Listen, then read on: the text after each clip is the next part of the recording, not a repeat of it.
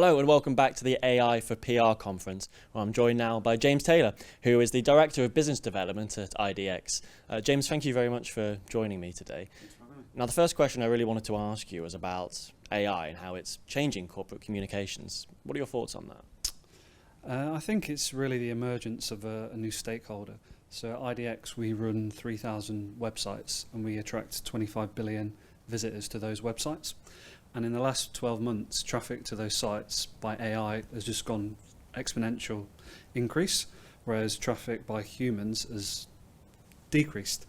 What that really means is that now, when humans are interacting with a brand for the first time, it's predominantly done through a machine. Mm-hmm. So in the cliche of the comms world, control the narrative, AI and these answer engines have emerged as these new narrative controllers. So if the job is to control the narrative, you have to therefore in corporate communications take an interest in what AI is saying about you and telling your story. What is the narrative that they're presenting? And why do you think this is something that specifically matters to communications leaders? Well, I think simply, if your job is to tell your company's story, you need now to take ownership of that in the AI era, or someone else is going to tell your story for you. So what I mean by that is, at the minute, answer engines are getting 90% of the content for the answers from third-party sources, like media.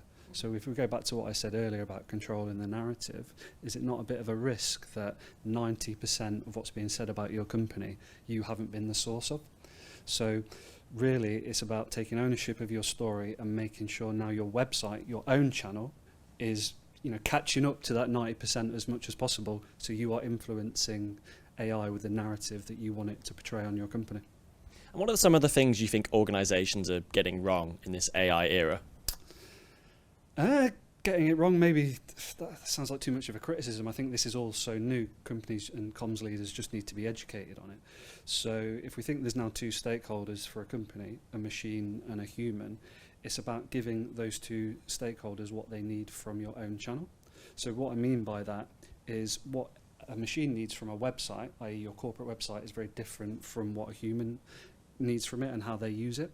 And the analogy I've been using, and forgive me if it's a cliche, terrible one, is that I have a 7-year-old son and I have a 4-year-old daughter.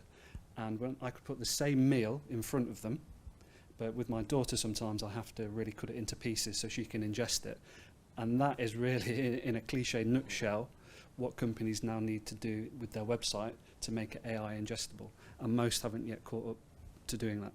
No, that's really interesting. And could you tell me if you think there are some things that organisations in this AI era are kind of getting right, maybe even instinctually?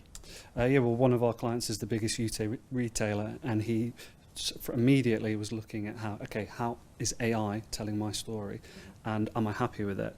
And guess what? He wasn't. So he did a big project where he onboarded everyone in the communications team and educated them on the emergence of AI and the impact it has on controlling the narrative. And he was one of the first people that's gone and implemented what I've said about the website, making the updates so it's optimized for AI now, so it can ingest your story and tell your story in the way that you want it to.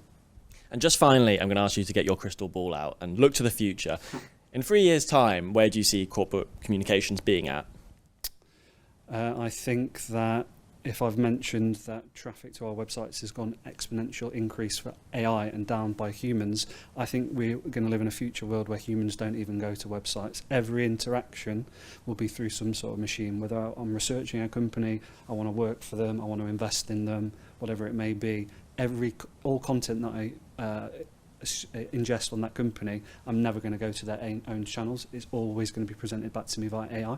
So therefore, the importance of making sure AI is now telling your story in the way that you want it to is going to be exponentially more important. That's really interesting. It'd be really fascinating to see if that does come to be true. But James, thank you so much for your time. It's been a pleasure talking. Thank you.